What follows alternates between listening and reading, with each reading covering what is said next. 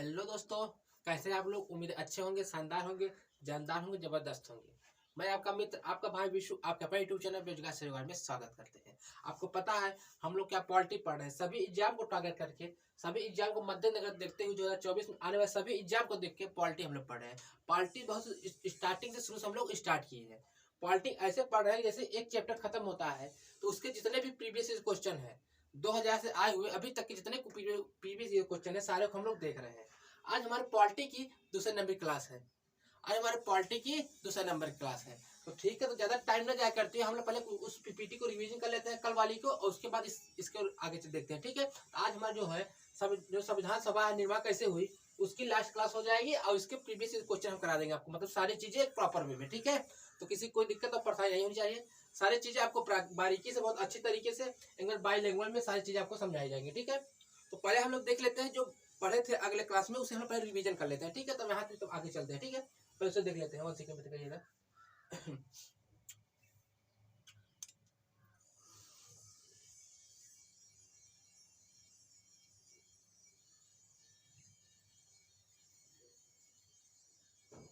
One second wait करिएगा, तो BT लगा लें।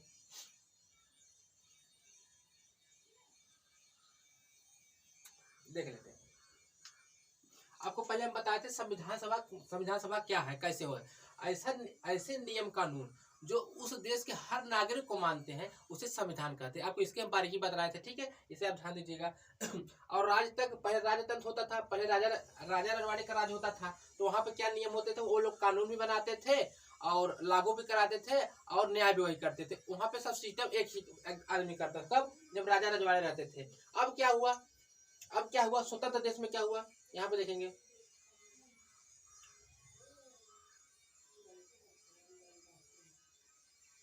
देखेंगे 1 सेकेंड।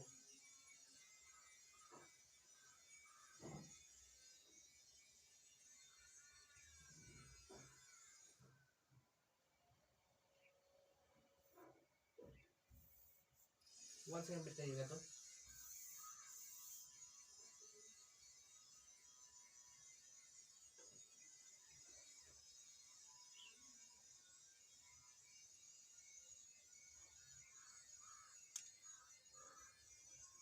देखेंगे आगे।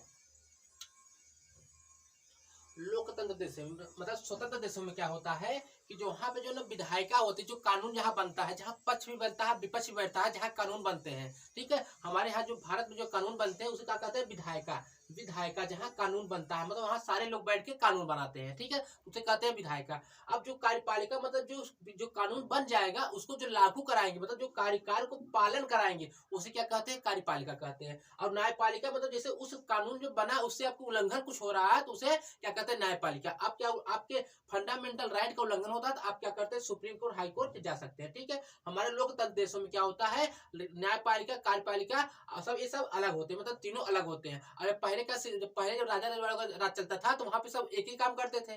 ठीक है, अब देखेंगे आगे। अगर क्या आपको पता है, हम ये सब सारी चीजें आपको डिस्कस किए थे।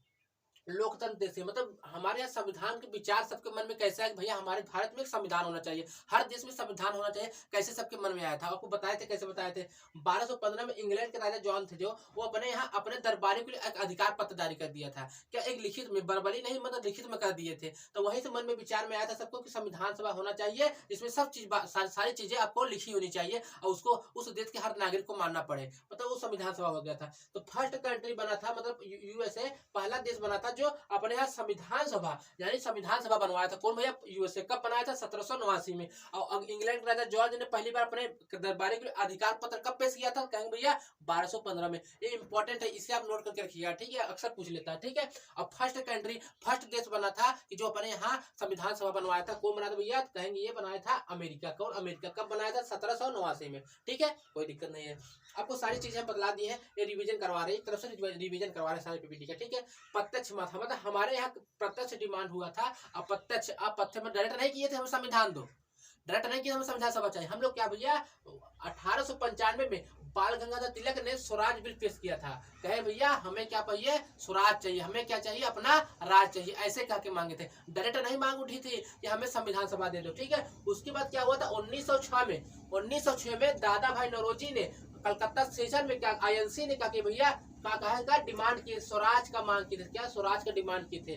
जब ये पूछे ये स्वराज शब्द आप लिए कहाँ से, तो बताएं कि हम ये दयानंद सरस्वती के बुक से सत्य प्रकाश से ये या स्वराज शब्द लिए हैं। कौन बताया था भैया, दादा भाई नौरोजी ने। दादा भाई नौरोजी कब, 1906 में। और अप्रत्यक्ष डिमांड बाल गंगाधर तिलक और 1895 में।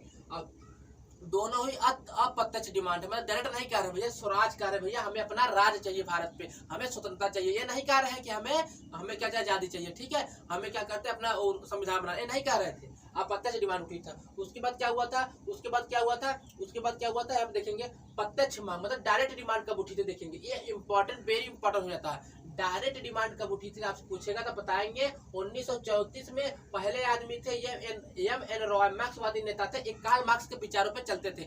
इन्होंने क्या किया, पहली बार स्वराज क्या भैया हमें संविधान सभा चाहिए, मतलब कहे भैया हमें क्या कॉन्स्टिट्यूशन असेंबली चाहिए, डायरेक्ट मांग किए थे।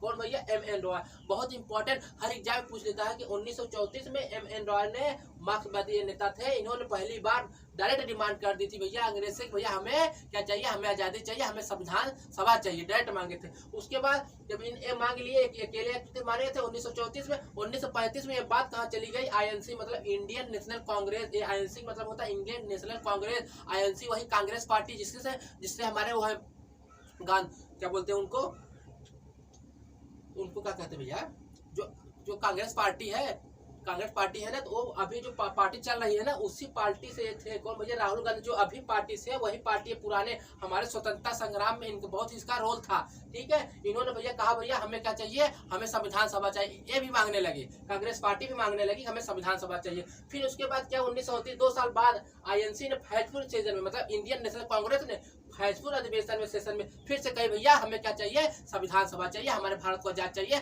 हमें अपना राज चाहिए, हमें अपने यहाँ अपना नियम कायदे कानून चलाएंगे, अंग्रेज बागर बिल्लो तुम्हारा यहाँ पे कोई रूल नहीं होगा। तो भैया यहाँ तो 1935 और 1934 में आपसे अक्सर पूछ लेता है कि जब जो इंडियन नेशनल कांग्रेस है, जो आईएनसी है, ये संविधान सभा की डिमांड कब की थी, ये संविधान सभा की डिमांड कब की थी, ये भैया 1935 में की थी पहली बार। और दूसरी बात कहेंगे तो 1937 में कहाँ पे कहेंगे, फैजपुर सेशन में, ठीक है भैया। ये सब आपको रिवीजन करवा दिए, आगे देख लेते हैं।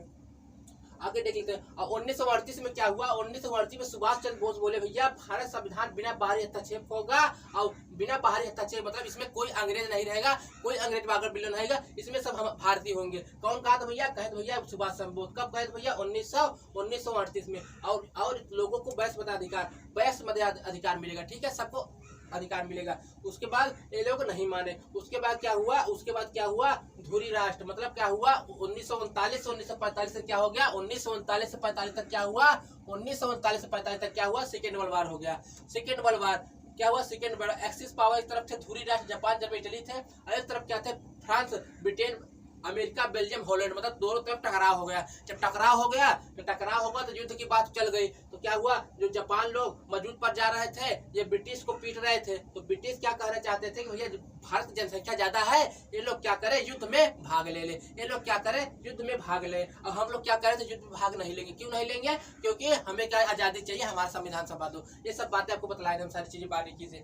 उसके बाद क्या हुआ, अगस्त प्रस्ताव आया, किस लिए आया था, 8 अगस्त 1940 के लिए आया था। कब आया था, 8 अगस्त 1940 को आया था। कब भैया, 8 अगस्त 1940 को। कब, 8 अगस्त 1940 को। उसका वायसराय कौन था, नेतृत्व था। कौन था, वायसराय नेतृत्व था। इसलिए आया था भैया कि चले भारतीय क्या करे, एम्स क्या था इसका, कहे भारतीय चले युद्ध करे। कहा भैया भारतीय ब्रिटिश की तरफ से युद्ध करे। कब भैया, वहां चले सेकेंड वर्ल्ड वार में। हमारी डिमांड क्या थी, हम कहते भैया हमें संविधान सभा दो। ये लोग कह रहे हैं तो भैया हम विचार करेंगे युद्ध के बाद। हम भी कह दिए भैया युद्ध हो जाएगा तब हम विचार करेंगे, ठीक है।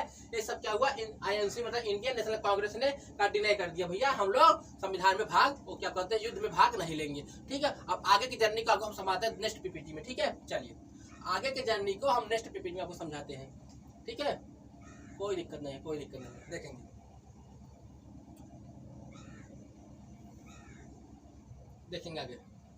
आगे देखेंगे अब, ठीक है। जैसे आज की हमारी संविधान सभा खत्म हो जाएगी, इसके जितने भी प्रीवियस क्वेश्चन हैं, जितने भी 2000 से आए हुए क्वेश्चन, अभी तक जितने क्वेश्चन, सारे क्वेश्चन आपको हम करा दें। मतलब एक बार संविधान पढ़ने पे आपकी सारी पॉलिटिक्स समस्या खत्म हो जाएगी। एक भी क्वेश्चन आपके हाथ से बाहर छूट नहीं जाएगी एग्जाम में, ठीक है। चाहे सीजीएल दीजिए, चाहे सेशन, चाहे एमटीएस, चाहे मतलब कोई भी एग्जाम दीजिए, रेलवे का दीजिए, यूपीपी, मतलब कोई भी एग्जाम दीजिए, आपको सफिशिएंट क्लासेस मिलेगी, ठीक है। एक क्वेश्चन आप बना पाएंगे, ठीक है। चलिए अब देखते हैं आगे क्या हुआ। उसके बाद हम लोग तो मना कर दिए, डिने कर दिए, ठीक है। तो उसके बाद क्या हो गया, क्रिप्स मिशन आया। क्रिप्स मिशन आया, क्रिप्स मिशन आया 1942 में। ये क्यों आया था, ये इसलिए आया था कि चले भारतीय लोग क्या करें, युद्ध करें, इसलिए आया था। कब भैया, क्रिप्स मिशन आया था 1942 में। इसका हेड काउंटर स्टेफोर्ड क्रिप्स था।